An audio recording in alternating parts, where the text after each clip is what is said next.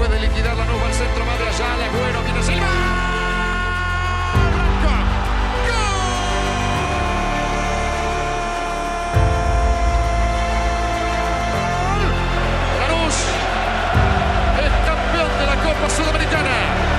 El fútbol me dio la alegría de hacer lo que yo anhelaba cuando era chico, lo que soñaba.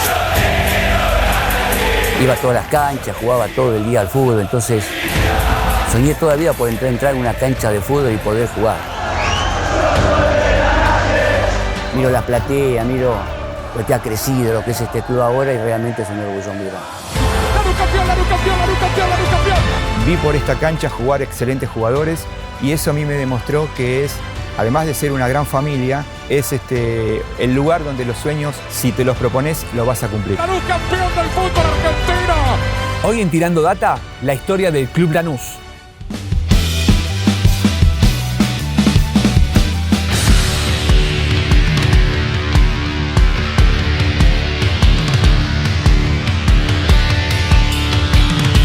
Fundado en 1915, hoy vamos a conocer la historia de un club de barrio que supo ganarse un nombre, no solo en el fútbol argentino, sino en todo nuestro continente. Hoy en Tirando Data, la historia del Club Atlético Lanús.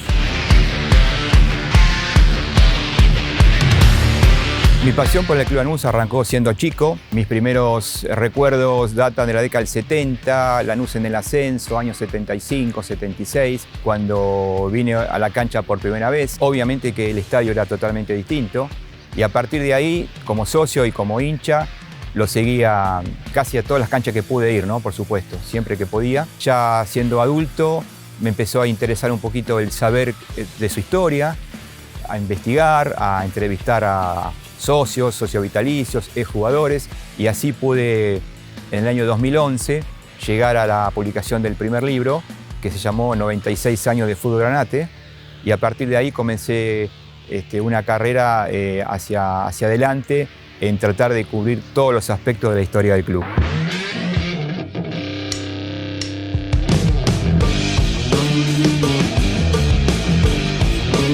Llegó el turno de Tirando Data con Lanús. Me gusta porque en el estadio dice 3 de enero de 1915 y me ayuda a hablar de la fundación eso. Exactamente. La fundación de Lanús obedece a dar satisfacción a una necesidad que había en la zona, porque hubieron varios clubes que lo precedieron, pero no todos llegaron a un nivel, digamos, en el tiempo de perdurar, con lo cual hacía falta una institución que aglutinara un poco a las fuerzas que estaban dispersas y también una necesidad de tipo social, ¿no?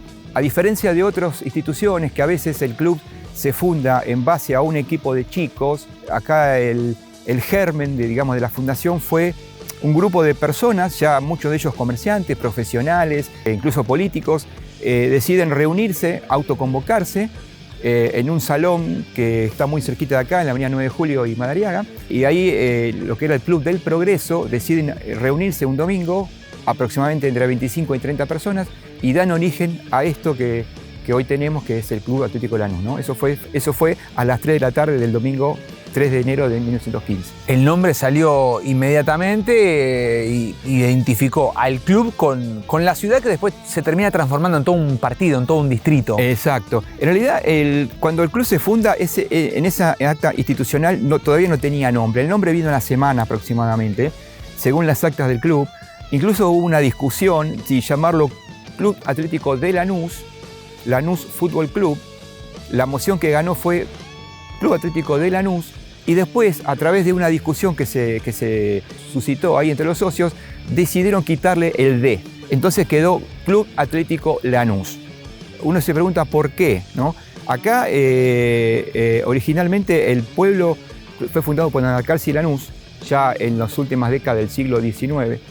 Analcarsi y Lanús fue quien cedió las tierras para el trazado de la vía ferroviaria, para la traza ferroviaria, mejor dicho, y ya el lugar se conocía como Lanús, a través de la estación, ¿verdad? Claro. Sin embargo, el caserío que circundaba esta zona, que era un lugar muy pequeño todavía, se llamaba Villa General General Paz.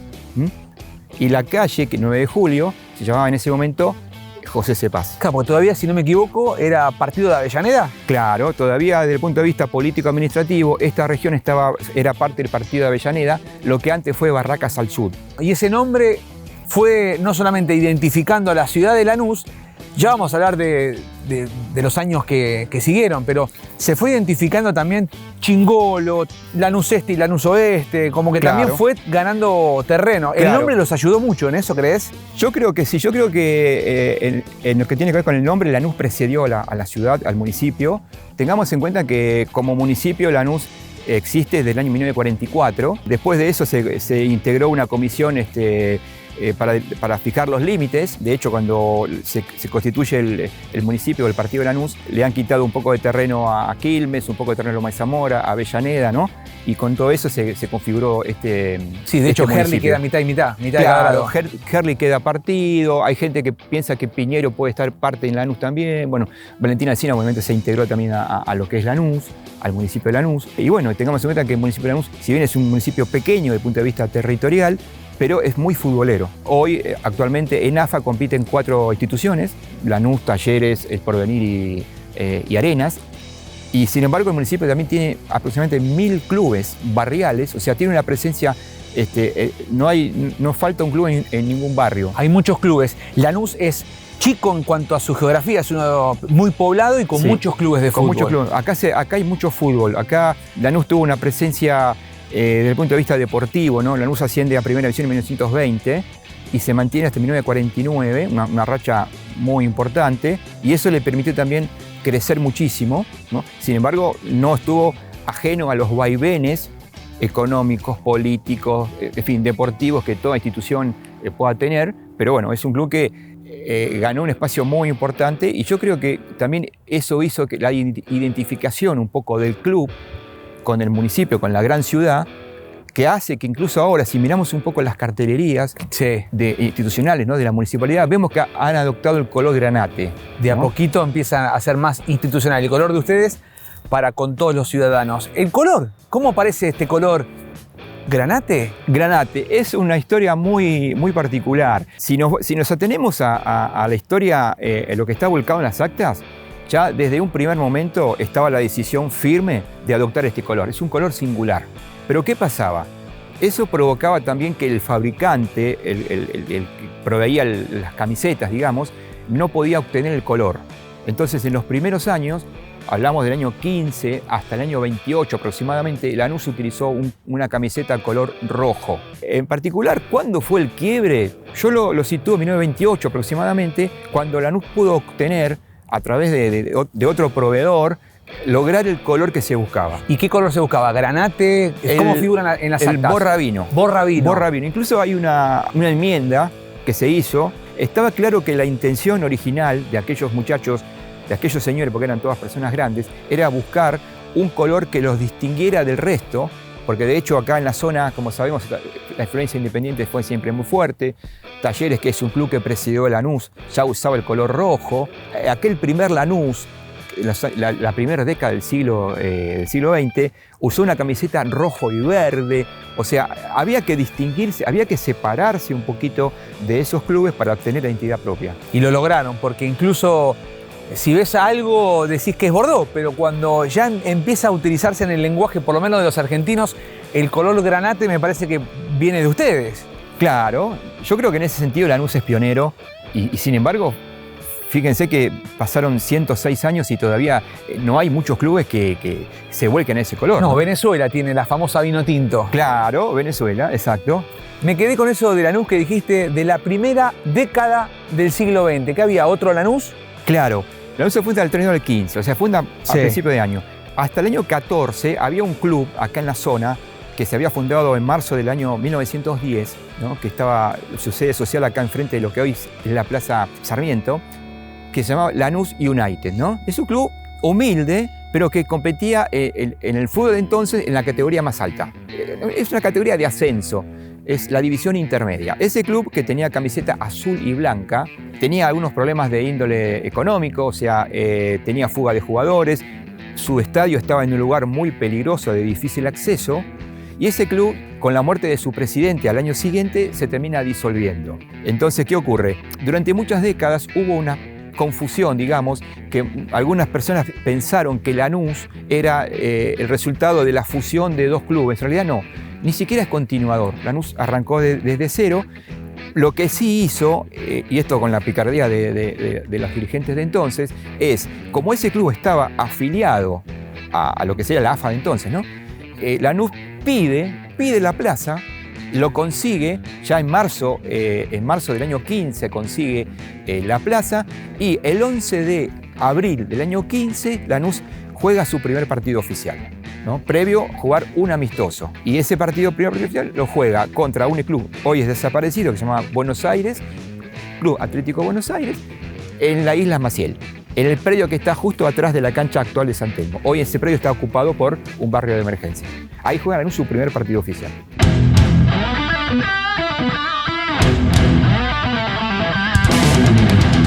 Yo vivía acá del estadio a 15 cuadras y me escapaba y me venía a la cancha, y como no tenía plata, generalmente siempre había una persona dispuesta que me hacía pasar como si fuera el hijo y entraba al estadio para ver al equipo, ¿no? Lanús es el club no solamente que representa la ciudad, sino también es el club que a mí me demostró que con esfuerzo y con planificación se logran todos los objetivos.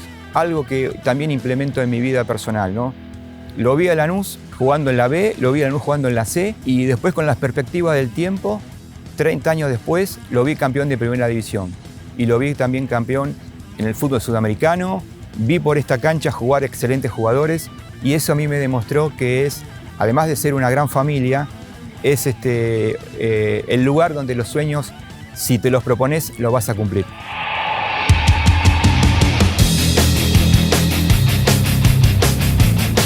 ¿Dónde jugaron antes de venir hasta acá? ¿Cómo fue la cancha donde estamos la evolución? Ahora? Claro, la cancha fue inaugurada en el año 29. Previo a esto, Lanús alquiló un predio grande que tenía una dificultad, que era también, como conté antes, de la cancha del otro Lanús.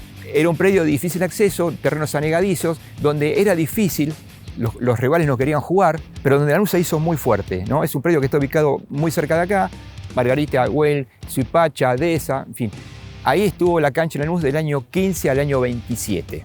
Los directivos querían comprar el predio y el dueño, un señor de apellido Rossi, no estaba dispuesto a vender el predio, con lo cual se tomó la decisión política, desde el punto de vista institucional, de adquirir un nuevo predio, y hasta que Lanús llega acá. Este era un predio del ferrocarril que logró primero un préstamo, después logró la cesión de los derechos, y después, con el tiempo, fue anexando. Fue ganando un montón de terreno. Muchísimo terreno. Hoy el polideportivo está cerca de las 30 hectáreas. Se ha caracterizado también las distintas municipalidades, las distintas gestiones fueron también colaborando con el club para que esto sucediera, para ganarle espacio al deporte. Hay dos causales que yo me animo a decir a título especulativo. Yo creo que esto es pulmón del municipio, sí, porque es un predio, como se ve, arbolado, en fin, parquizado. Sí, tiene una escuela al lado. La escuela al lado. Y después, bueno, obviamente tampoco se puede detener el progreso. Una institución que empuja, que va para adelante, no la puede detener. Es, como te dije antes, hoy Lanús es casi una marca. Hoy Lanús es marca Lanús, es municipio y es identificación. O sea, es las dos caras. Club y municipio es casi lo mismo. Aunque, bueno, el municipio tiene una finalidad distinta, ¿no? Lanús es un club de índole privado, con una práctica deportiva, obviamente, y con una función social, ¿no? De dar esparcimiento y actividades deportivas a toda una comunidad, ¿no?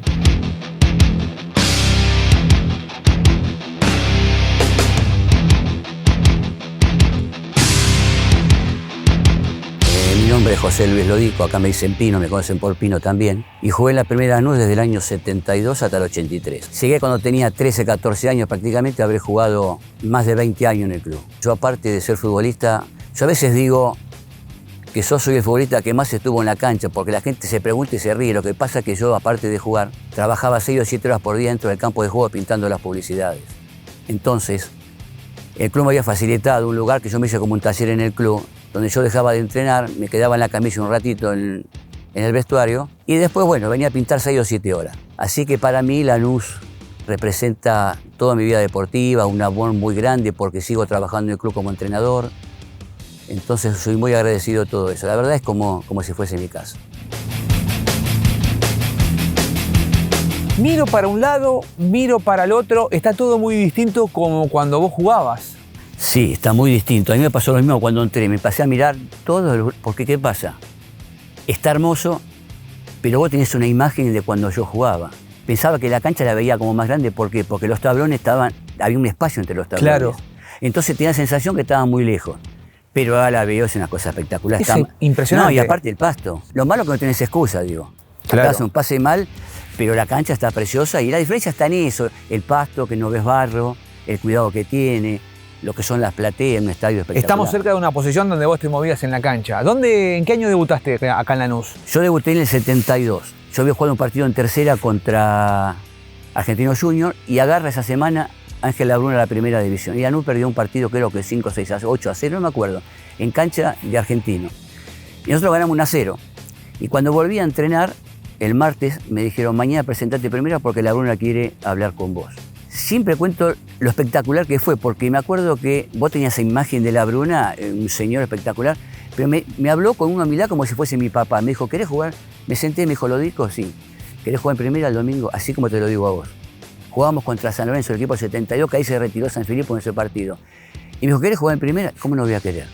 Me dijo, bueno, me dijeron que jugás bien, te vi y jugás bien. Y jugás tranquilo, que si jugás mal vas a seguir jugando. Eso me dio una tranquilidad que, bueno, se lo agradezco de por vida, ¿no? ¿Cómo fueron esos primeros años con los equipos? Porque viene una mala en ese interín. Sí, cuando yo debuto en primera, ya no estaba descendido. Empezó a formar un equipo para el año siguiente. Costó en el 73, costó en el 74. ¿Todo en primera B? Todo en primera B. Llegábamos a la final, parece una película, llegamos a la final y perdíamos el partido importante, el último. En el 75 un equipazo, jugaba Manolo Silva, jugadores que han sido muy importantes en la liga. Sí. Llegamos a la cancha de San Telmo, era un petit torneo, los 6 primeros clasificaban. Claro. Y llegamos al partido anterior, nosotros con San Telmo teníamos los puntos iguales.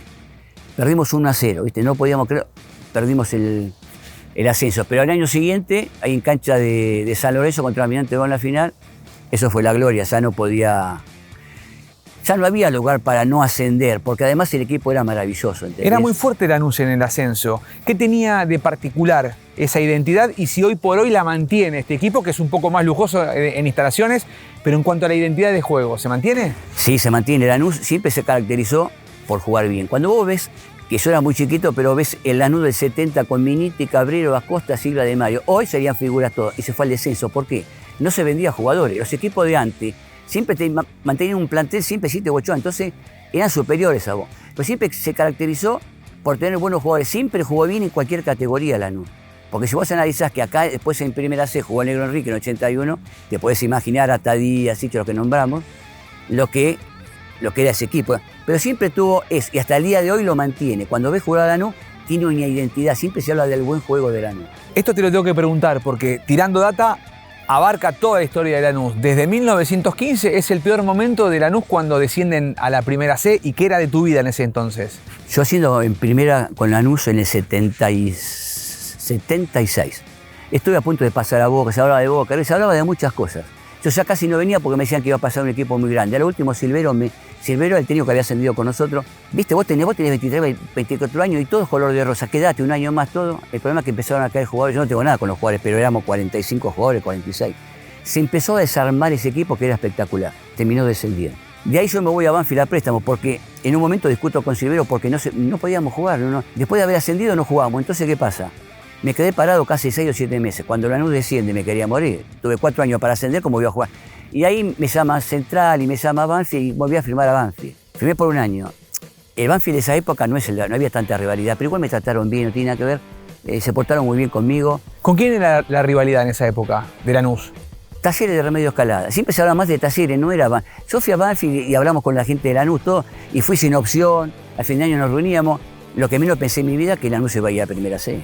¿Por qué y cuándo, bienvenido sea, se le da tanta importancia a la formación de jugadores? Recién subimos el dron y vemos cómo está creciendo el club para los costados, no solamente en el fútbol, sino en lo deportivo. ¿Cómo entra en el club la formación de los juveniles? Y sí, forma porque uno después va analizando las cosas. Y vos no formás solamente futbolistas acá. vos estás formando personas. Si vos analizás que el 2% de todos los chicos que empiezan a jugar son los que llegan a primera división, o sea, cada 100, 2. ¿Qué hacemos con los que no llegan? A veces hay un problema, a veces yo escucho que caminan por ahí los papás que me dicen, mi hijo está en AFA, dentro de 2 años juega en primera. Mi hijo juega bien, juega 3 partidos al Babi los sábados. Y otro día dije a una mamá, no puede jugar 3 partidos. Le pegan 2 patadas a las 2, 2 patadas a las 4, 2 patadas a las 6, tu hijo no juega más. Hoy se trabaja mucho en eso, en hablar, en la preparación, en la alimentación, en los cuidados. Hay psicólogos, nutricionistas, tenés todo para que ese chico tenga todas las posibilidades de llegar a primera. Y si no llega a primera, como persona va a estar bárbaro, que es lo importante. Te doy 2 nombres, Cabrero y Subeldía. ¿Cuánto significan para la institución? Bueno, los 2 han sido fabulosos. Cabrero, he tenido un cariño especial por Cabrero. Primero porque yo cuando dejé de jugar, él me llamó para trabajar con él en inferiores. Yo pensé que iba a jugar hasta los 40, tuve que dejar a los 33, 34. Y él me llamó, me dijo, Pino, tenés que estar acá. Y Subeldía le da lugar a todos los chicos, vos ves la cantidad de chicos que debutan. Lanús es un semillero que cuando analizás debutan 10, 15 chicos por año. Los 2 han sido muy importantes. ¿Cómo fue ese día que podías haber enfrentado a Maradona y finalmente no ocurrió? ¿Qué pasó? Mira, yo me iba a casar a fin de año con Ana María, con mi esposa. Cuando yo puse la fecha, no pensé que íbamos a estar en el petit torneo. Entonces hablamos con los técnicos, todos me dijeron, no, pero no te podés casar. Entonces postergué la fecha para el 14 de mayo. Ascendimos, todo bárbaro, todo espectacular. Lo que me pasó que después, cuando me tocó jugar después en primera A contra Argentino Juniors, estaba Maradona, nos tocaba la fecha el 15 de mayo y yo me había casado el 14. Está bien, me casé. ¿Valió la pena? Valió la pena. Vamos, todavía. Valió la pena, sí. Bien, bienvenido sea. Viva el amor. Viva el amor. Hace poco estaba con el utilero del club y me dijo, Pino, se terminaron el barro. Y uno cuando ve los partidos, vos ves que llueve a las 12 del mediodía, se juega a las 4, y lo que ves es que se salpica el agua. Hoy se moja también el campo de juego. Hoy se moja para acelerar un poco el juego. Antes vos jugabas y llovía 3, 4 horas antes, el partido se iba a suspender, era muy poca. Yo he jugado en canchas donde se ponía arena antes del partido para rellenarla. Cuando me tocó jugar en algunas canchas de la B, de la C. Hoy mirá las canchas de la B, de la C son muy lindas. En aquella época llovía el jueves, el viernes y muchos partidos se suspendían. Es distinto, es distinto. Hoy yo estoy acá parado en la cancha de Lanús, miro el pasto, te digo una cosa, te da ganas de acostarte.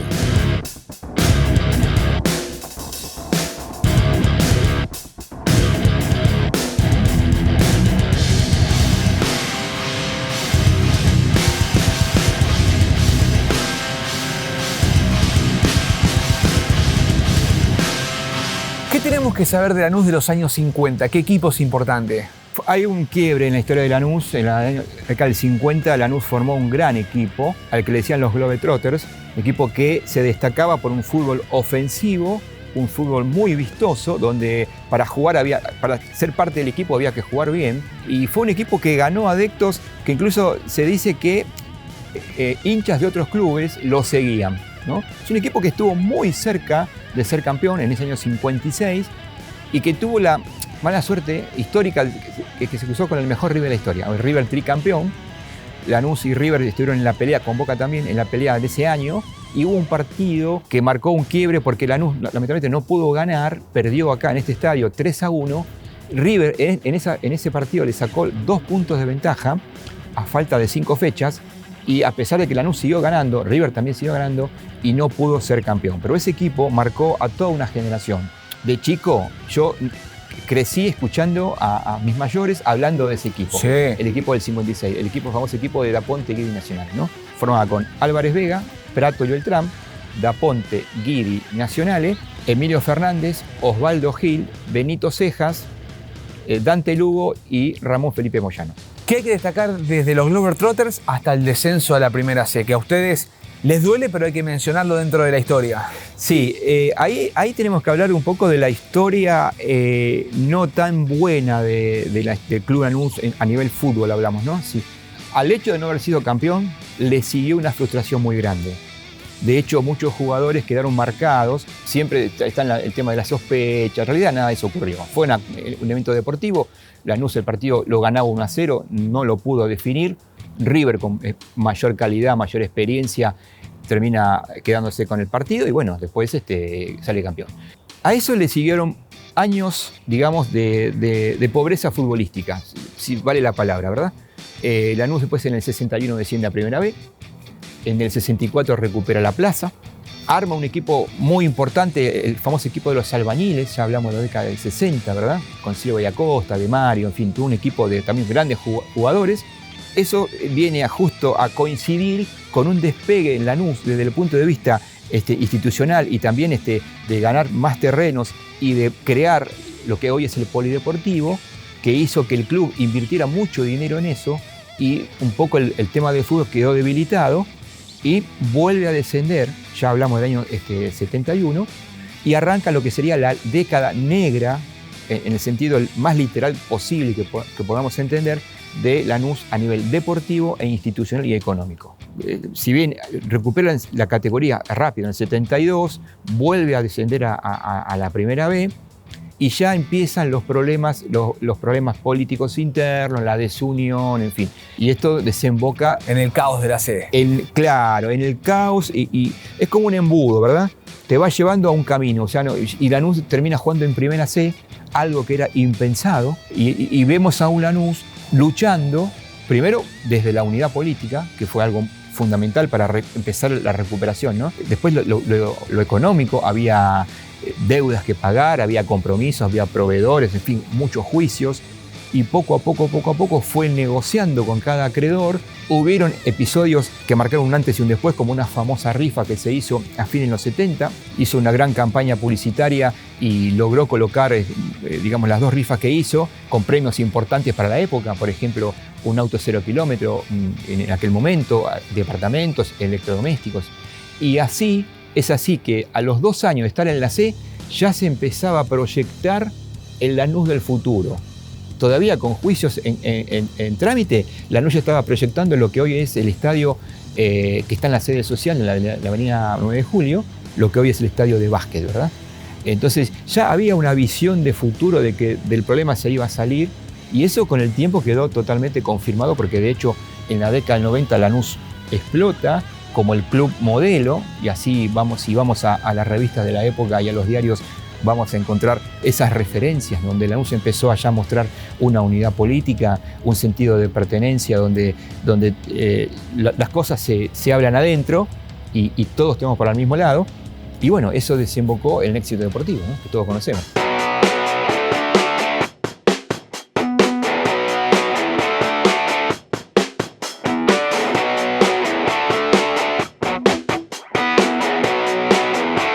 A partir del año 81, ¿qué ocurre? Te pregunto cómo fue el resurgir, la aparición, todos destacan, de Miguel Ángel Russo, que le da otra identidad. ¿Cómo fueron los 80 para llegar a los mejores años de Lanús? Fueron años muy importantes. Bueno, por lo que habíamos hablado antes, Lanús en el 81 sale campeón de Primera C, un torneo que gana de punta a punta, que le tocó competir con Chacarita, también otra cosa inédita en el fútbol, ¿no? Los dos ascienden a Primera B. Después Lanús, obviamente, venía con un plantel de muchos chicos, todos formados en el club, y Lanús empezó poquito a poquito, primero a consolidarse económicamente, a ponerse más fuerte, ya a asegurar la plaza. Cuando pudo, pegó el salto, y en ese año 86 ya compite en Nacional B, y a partir de ahí ya el proyecto era, sin hacer locuras, por supuesto, porque el club tenía que seguir funcionando y ya uno ya estaba, como quien dice, quemado, ¿no? Ya no podía hacer las locuras que hizo en otro momento, de contratar jugadores a granel y mucho menos, y empezó a proyectar un futuro distinto. La llegada de Miguel Ángel Russo fue fundamental para esto. Miguel Ángel Russo asume Lanús y él era un debutante en la actividad como técnico. O un equipo que estaba devastado porque había venido de una gran frustración, estuvo a punto de ascender, y Chaco Forever en la última fecha le virla la posibilidad de ascenso. Lanús se queda en la categoría, desmantela el equipo, un equipo que había armado Rogel, y el día que Miguel Ángel Russo asume como DT, y él siempre lo cuenta, se encontró con 6 futbolistas. Ni siquiera podía poner un equipo en cancha para ver. Y a partir de ahí, él empezó personalmente a intervenir en qué jugadores buscar y todo eso. Armó un equipo que sinceramente no estaba en el ánimo de los hinchas de que iba a ascender, y en forma sorpresiva porque no lo esperábamos, pero sí con digamos, merecida, ¿no? Obtiene el ascenso en cancha de Quilmes. Ascienden, descienden, igualmente se mantiene el proyecto. Se mantiene el proyecto, a contrario de lo que uno podría suponer. La comisión directiva decide renovar la confianza porque estaba demostrado que, bueno, que lo que Miguelito o Miguel decía era cierto. Vuelven algunos históricos, por ejemplo, vuelve el Negro Enrique, vuelve Rubén Darío Gómez, el Nenito Bailié, que había salido de acá del club, que no llegó a jugar en la primera, vuelve, se arma un equipo con identidad, regresa a primera, y a partir de ahí comienza este ciclo histórico de Lanús, que es el más brillante de todos. Empecemos a enumerar los títulos. El primer título que Lanús obtiene, paradójicamente, es internacional. Lo obtiene en Colombia, Copa Conmebol 1996. ¿Cooper era el técnico? Cooper con técnico, con algunos jugadores brillantes como Ibagaza, Moralito, Enría, en fin. Chupa López. El Chupa López, no puedo olvidar el Chupa López, Pelloso, el arquero Roa, en fin, un equipo distinto, ¿sí?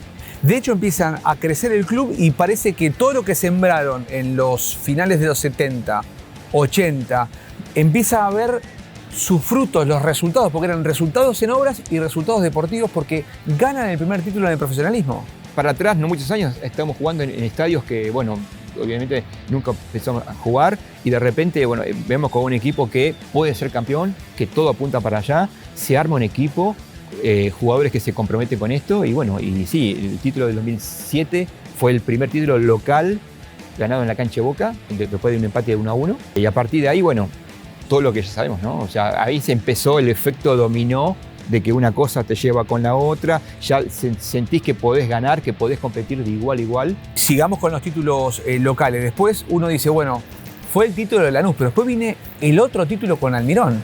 Claro, después viene el título, yo creo que el más brillante de todos por cómo fue el desenlace final en cancha arriba, ¿no? Ese título que un equipo que se arma también con grandes jugadores, algunos ya con mucha experiencia, como el Pepe San, Lautaro Acosta, gente de la casa, otros que han venido, por ejemplo, como Marcone, que fue una sorpresa porque Marcone vino en silencio y terminó siendo figura en ese equipo. Miguelito Almirón, que hoy está en la selección de Paraguay, que era un desconocido para el fútbol argentino y la terminó rompiendo. Y bueno, Lanús obtiene en forma brillante, digamos, porque termina goleando en una final nada menos que un equipo grande como San Lorenzo, ¿no? ¿Qué le aportaron los mellizos Barros Queloto, además de otro título internacional? Yo diría que le apostaron el hecho de que Lanús no es menos que nadie, que Lanús puede salir a ganar en cualquier cancha. Transmitieron todo eso y lo demostraron con hechos. O sea, Lanús terminó ganando en forma también brillante la Copa Sudamericana 2013. Peleó muchos torneos y ganaron muchos torneos. Fueron siempre protagonistas. Sí, también suman el título frente a Racing en el año 2016, ese trofeo de campeones que le ganaron a Racing encima en Avellaneda. Exactamente, en cancha de Racing, casi en la jugada final, que también significó otra estrella más para el club. Y esto ya estamos hablando del ciclo Almirón, ¿no? Este fue el torneo, la copa que le siguió al título en cancha de River. Y hay un título más que también se ganó, que ya es el último. Eso. A River goleándolo 3-0, al River de Gallardo. Y ahí sumaron un montón de estrellas al escudo y también la denominación el club de barrio más grande del mundo. Mucho tiene que ver la final de la Libertadores. No llegaron a ganarla, pero enfrentaron al poderoso Gremio y estuvieron ahí. Ahí, a nada. Nos enfrentamos a un equipo también con mucha jerarquía y bueno, a veces las cosas no se dan. Eso de acá al futuro yo creo que algún día lo vamos a volver a vivir y yo creo que se va a concretar. Según tu opinión, ¿cuál es el verdadero clásico de Lanús? Si te hablo de la historia, desde los comienzos, y hay una anécdota muy, muy interesante para contar, el clásico histórico fue Talleres. Una rivalidad casi barrial. De Remedios de Escalada. De Remedios de Escalada, sí. Eran partidos a muerte, violentos, con incidencias. Pero eso cambió por dos cuestiones. Primero porque Talleres lamentablemente ya no compite en las categorías que compite Lanús, con lo cual ya no hay el cruce. Y segundo, que apareció la figura de Banfield, también un poco motivada por la televisión, la necesidad de vender un clásico. Era fuerte el clásico con Quilmes también. Con Quilmes también una gran rivalidad. Hoy el clásico es con Banfield, ya es indiscutible, ya se instaló, pero históricamente nuestro clásico es Talleres. Paradójicamente, Lanús Talleres juegan su primer partido en 1926, o sea, 11 años después que Lanús se funda. Pero ¿de dónde viene la rivalidad? Según algunas personas que lo han contado en su momento, el jefe de estación de Escalada, se llamaba de apellido César, C-Z-A-E-R, tenía un hijo que quería jugar en Lanús y acá medio como que no le dieron mucha cabida y nació un odio de este señor para con el club. Bueno, de hecho, el chico después juega en Lanús en el año 21, ya estando un poco más grande, pero quedó una especie de encono que después se vio reflejado en el primer partido oficial que se jugó en cancha de Talleres, con incidencia, con gente, jugadores hospitalizados, o sea, fue una batalla campal. Y Lanús no es solo fútbol. Es Club Atlético Lanús. Eso te da la pauta de que es algo más que fútbol. Por supuesto, a nivel social fue siempre muy importante porque los grandes bailes de carnavales, acá al club vinieron las grandes orquestas de la década del 40, del 50, grandes músicos, pero también hay algo para destacar, que Lanús vivió una época dorada, que fue el básquet del Club Lanús. O sea, Lanús fue primero campeón en básquet que en fútbol. En el año 58 ya obtuvo su primer título a nivel básquet, y ahí tengo que hacer referencia a un jugador que fue, entiendo yo, casi fundacional en todo eso, que fue Freddy Murillas, Alfredo Murillas, ¿no? Que fue campeón como jugador, campeón como entrenador, porque su actividad que arrancó en el 57 se extendió hasta el 74, y Lanús vivió una época dorada. Y el clásico de Lanús era con obras, partidos a cancha a reventar, donde la familia iba, pero eran donde el fervor y donde la pasión y donde amedrentaba al rival. Si hablamos de Lanús, obviamente el fútbol es la cara más visible, pero no tenemos que dejar de lado también que el básquet hizo lo suyo y también aportó mucho para que este club creciera. Mi deseo personal es volver a verlo otra vez campeón, por supuesto. Es algo que es factible, el tiempo solo lo dirá cuándo. Estar acá ahora en este estadio, estoy maravillado por la perspectiva que tengo, que es muy distinta a la que uno puede tener sentado allá en la tribuna o en la platea.